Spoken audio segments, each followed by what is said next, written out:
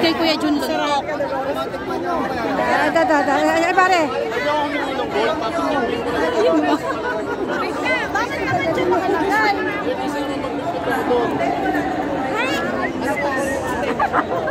Alam ba yung masarap?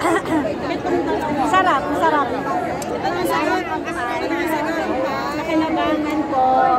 Kampay po. Tapos ang isasagot ng ano mo, pakinabangan po.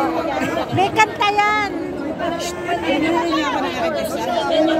Sige po, maganda kayo. Ano ba ang ano mo? Ang kulang ko ay OAP at saka agro-interest.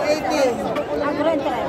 Ha? At saka yung wala pa ako horti. Tatlo lang ang aking offer. OAP, agro-interest at saka ICT. At saka agri-crop. Nagkaguluhan na naman. Wala pa akong agri-crop. Wala ka pa? Ang aking interest, AP at saka yung horti. Pag ako yung nag-assess ng agri-crop, sumama ka sa assessment. Para ikimit ako yun. Ako magre-renew niya, magbabayad lang ko. Oo, magbabayad ka na. Ayun na. Kung saan yung assessment center. Bawa kung Kuyunas, sa magbabayad. Ay, doon ako sa kay ano nagpunta. Ay, hindi po kasi yung aking susunod na assessment, naka-QM na kay Kuyunas. Ay, sa Kuyunas. Ano mo kung kailan ako pwede mo? Opo, October pa. At saka ako mag-ano ako sa Cavite.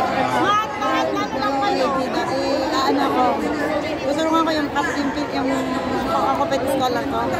Niya rin ang ano. Sabi ko baka ngayon pwede. Di ba ako yung inaano mo sa... Oo, trainer. Kaso, apo ko yung late. Ano ngayon pwede na? Di ba ako usap dati? Tuwa ng apo.